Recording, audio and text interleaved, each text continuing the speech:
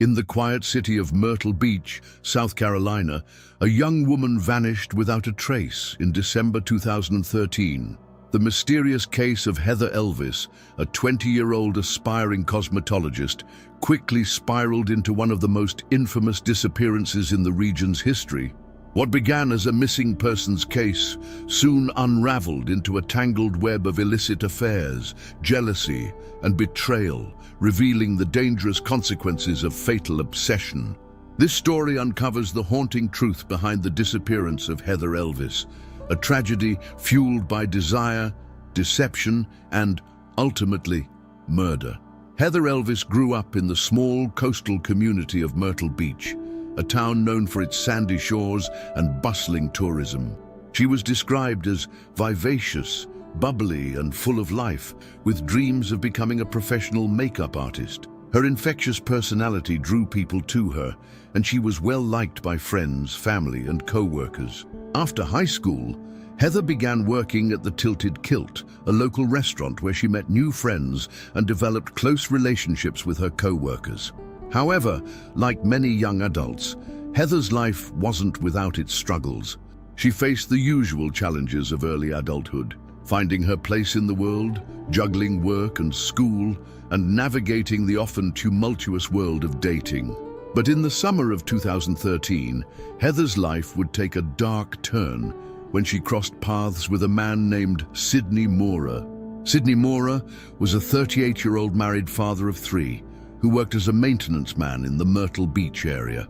He was married to Tammy Mora, a woman known for her domineering personality and tight control over her husband.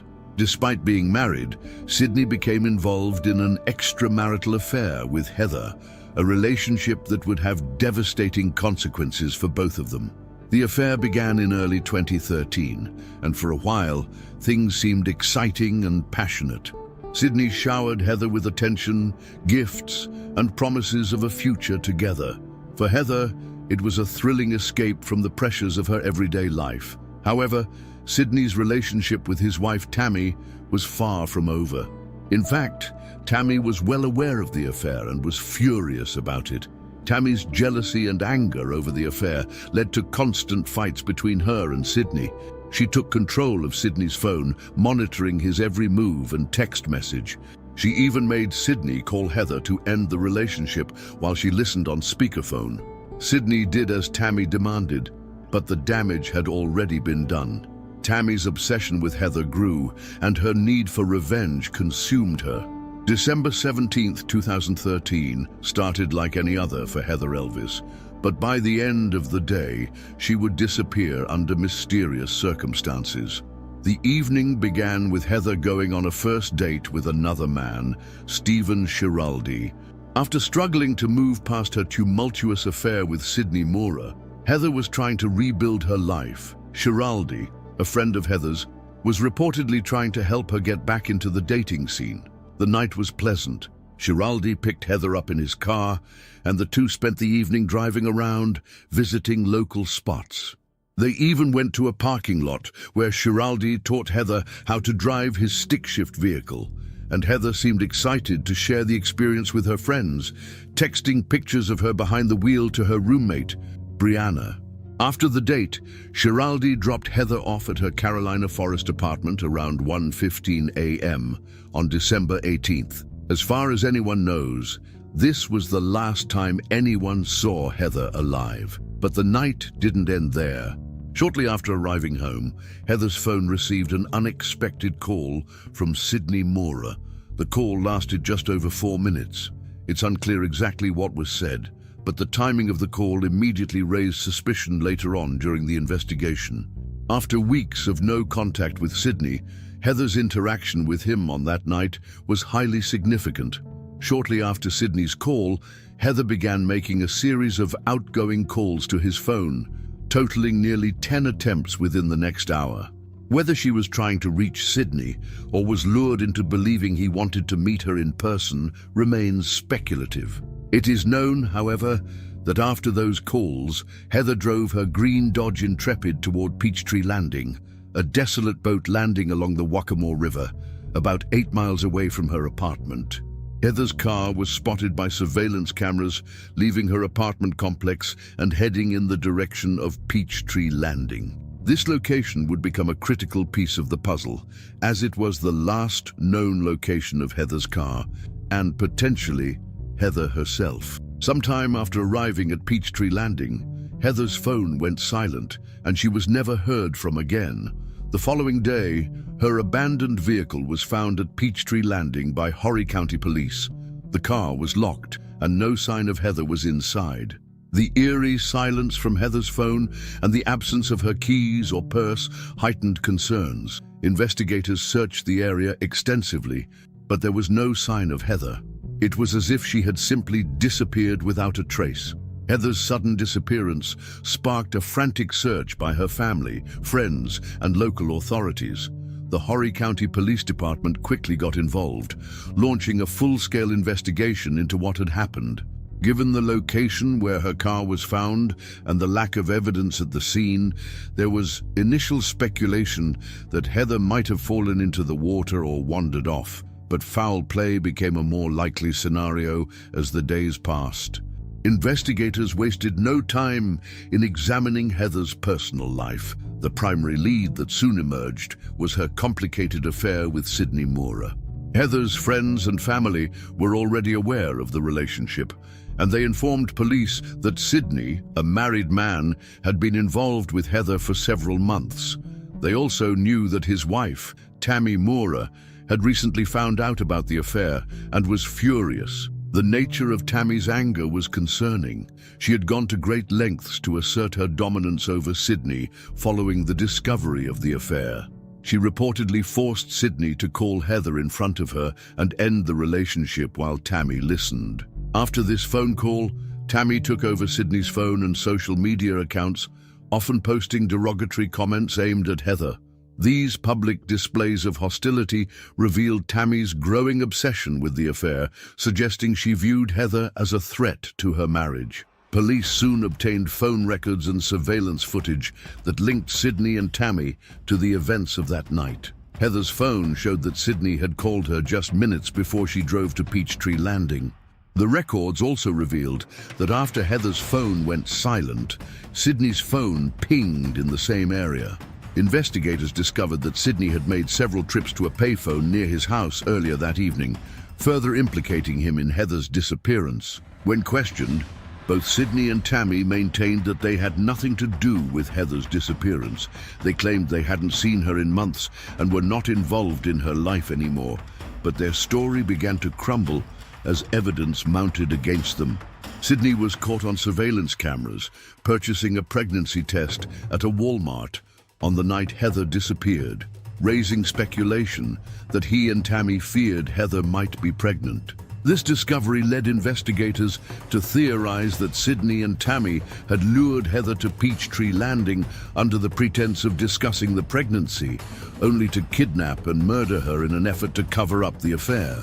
Despite the mounting evidence, Heather's body remained missing, and without it, the investigation hit a wall. However, police pressed forward, convinced that Sydney and Tammy were responsible for Heather's disappearance. After 2 months of investigating, on February 21, 2014, police arrested Sydney and Tammy Moorer in connection with Heather's disappearance. Initially, they were charged with obstruction of justice for lying to investigators and failing to cooperate with the search for Heather. The Moorers' home was searched and multiple items were seized, including surveillance equipment and electronic devices that would later play a crucial role in the case. However, as the investigation deepened, the charges against the Moorers escalated. In March 2014, Sydney and Tammy were formally charged with kidnapping and murder, even though Heather's body had not been found. This development shocked the community and escalated the already media-heavy coverage of the case. Without a body, the prosecution's case relied heavily on circumstantial evidence. One of the most significant pieces of evidence was the series of phone calls exchanged between Sydney and Heather on the night of her disappearance. The timing of the calls, combined with Sydney's suspicious behavior, such as the purchase of the pregnancy test and using a payphone to contact Heather, suggested that Sydney had manipulated Heather into meeting him at Peachtree Landing. The prosecution also pointed to Tammy's increasingly erratic behavior in the months leading up to Heather's disappearance. Tammy's social media posts showed a disturbing level of jealousy and obsession with Heather. She had publicly posted degrading comments about Heather, referring to her as a psycho and gloating over her control of Sydney. Tammy's obsession with reclaiming control over Sydney and eliminating any perceived threat to her marriage became a central theme in the case. Surveillance footage from various locations around Myrtle Beach placed Sydney near Peachtree Landing on the night Heather disappeared, while phone records suggested that both Sydney and Tammy were in the area at the time. The prosecution argued that the couple had worked together to lure Heather to her death, driven by jealousy and a desire to remove her from their lives. As the case went to trial, the absence of Heather's body posed a significant challenge for the prosecution. Without physical evidence, they had to rely on circumstantial evidence and the testimony of witnesses who painted a picture of a marriage in turmoil and a young woman caught in the crossfire. The defense argued that there was no direct evidence linking the Moras to Heather's disappearance, claiming that the prosecution's case was based on speculation and circumstantial connections. Despite the defense's efforts, the evidence against Sydney and Tammy was compelling. The phone records, the surveillance footage, and the pattern of behavior leading up to Heather's disappearance all pointed to their involvement in the crime. Still, the case was far from straightforward, and the legal battle would drag on for years, with multiple trials and appeals. The legal proceedings in the Heather Elvis case were long and complicated, with multiple trials and legal battles spanning several years. In 2016, Sydney Mora was tried for kidnapping, but the trial ended in a mistrial after the jury was unable to reach a unanimous verdict. In a second trial in 2017, Sydney was convicted of obstruction of justice for lying to police about his contact with Heather on the night she disappeared. He was sentenced to 10 years in prison for that charge, but continued to maintain his innocence in Heather's disappearance. Tammy Mora faced her own trial in 2018, where she was charged with kidnapping and conspiracy to kidnap. During the trial, prosecutors presented evidence of Tammy's obsessive jealousy, including her social media posts and her control over Sydney's actions. Witnesses testified that Tammy had been consumed by anger and jealousy toward Heather and had forced Sydney to end the affair under her watchful eye. Tammy was ultimately found guilty of both charges and sentenced to 30 years in prison. Although she continued to deny any involvement in Heather's disappearance, the jury was convinced that Tammy had played a central role in the crime. Despite the convictions of Sydney and Tammy Mora, the case remains unsolved in one crucial aspect. Heather Elvis's body has never been found. For her family, the lack of closure has been agonizing. They continue to search for answers and hold out hope that one day Heather's remains will be discovered. In the years since the trials, the Elvis family has worked tirelessly to keep Heather's memory alive. They've organized searches, held vigils, and maintained a strong presence in the media, determined to find justice for Heather. The community of Myrtle Beach has rallied around them, offering support and solidarity in the face of unimaginable loss. While Sydney and Tammy remain behind bars, questions still linger about what truly happened to Heather on that fateful night in December 2013. Was it a premeditated act of murder, or did things spiral out of control in a moment of rage? Without a body, the full truth may never be known. Over the years, several theories have emerged about what might have happened to Heather Elvis. Some believe that Sydney and Tammy kidnapped Heather and killed her to prevent her from revealing the affair, or because they feared she was pregnant. Others speculate that the crime was more spontaneous, with the situation escalating after Sydney lured Heather to Peachtree Landing. There's also the possibility that someone else was involved in the crime, or that Heather's disappearance was part of a larger, more sinister plot. However, no credible evidence has surfaced to support these theories, and Sydney and Tammy remain the primary suspects in the case. Despite the lack of concrete answers, one thing is certain: Heather Elvis's disappearance has left an indelible mark on the Myrtle Beach community and the lives of everyone who knew and loved her. The case serves as a chilling reminder of the dangers of obsession, jealousy, and unchecked rage. The disappearance of Heather Elvis left her family and the Myrtle Beach community grappling with unanswered questions. Even after Sydney and Tammy Mora were convicted of charges related to her case, the lack of Heather's remains left a deep, unhealed wound for those who loved her.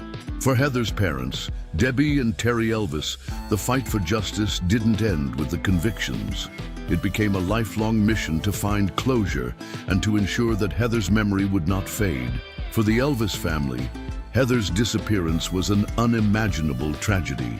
From the moment they realized she was missing, they launched a tireless search, refusing to accept that Heather was simply gone without a trace. Terry Elvis, Heather's father, became the public face of the family's fight for justice. He regularly spoke to the media, attended every court hearing, and organized search efforts.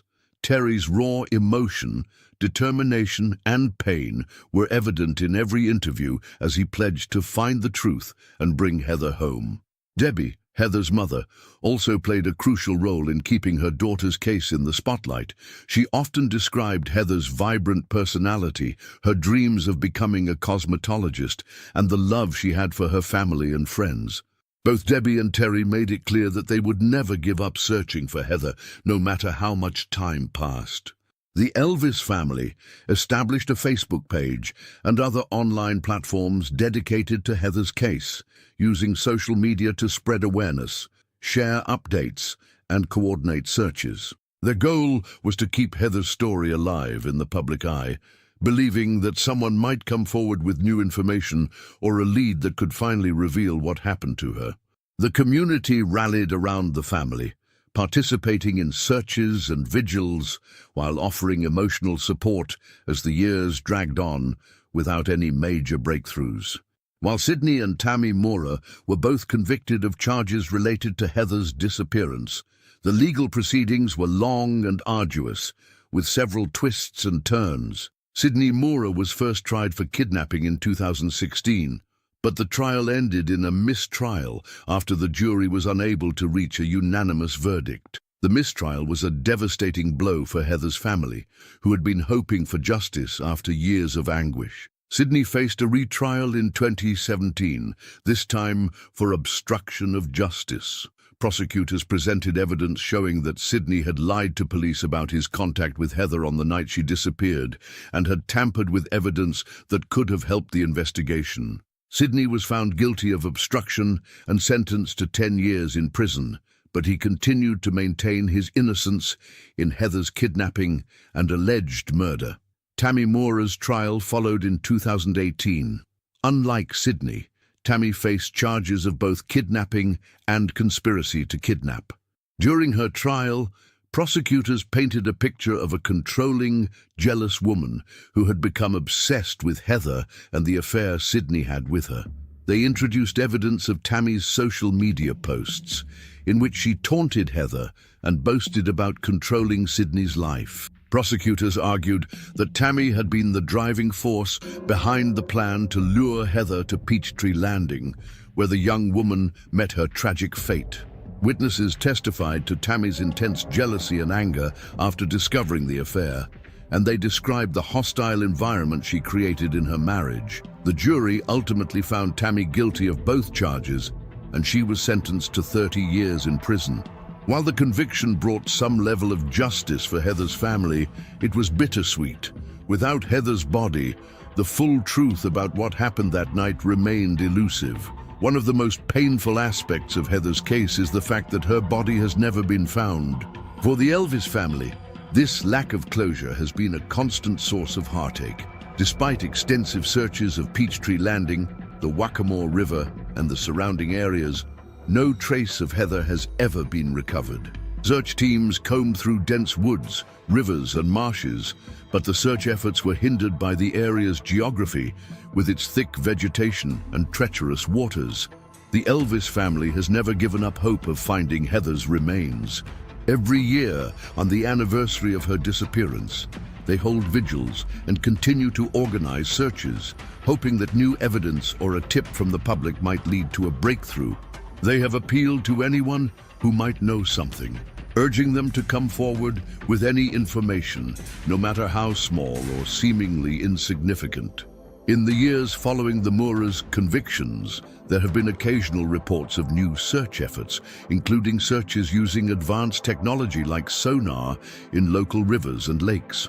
However, despite these efforts, Heather's body has yet to be found. For her family, the pain of not knowing where Heather is or what happened to her remains an ever-present burden.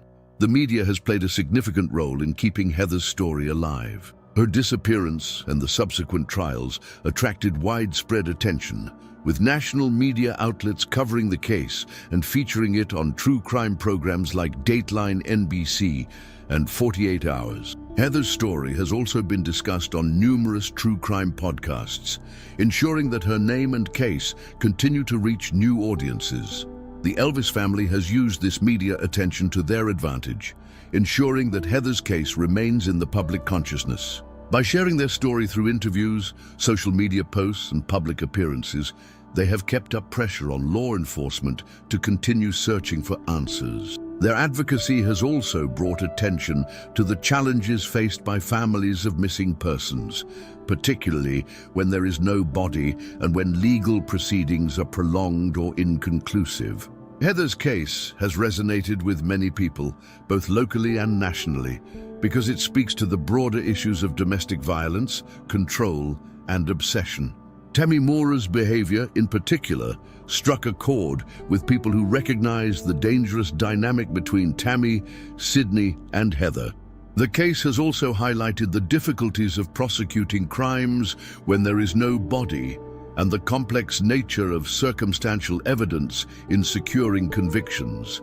As a result of their ordeal, the Elvis family has become vocal advocates for changes in the legal system. They have called for reforms that would make it easier to prosecute cases of missing persons, particularly when a body has not been found. Their hope is that no other family will have to endure the same kind of drawn-out legal battles they faced. The Elvis family has also pushed for improvements in how missing persons cases are handled by law enforcement. Victims, especially in cases where a body has not been found. They have worked closely with local and national organizations to promote these causes, hoping to make a lasting impact in the way missing persons cases are handled across the country.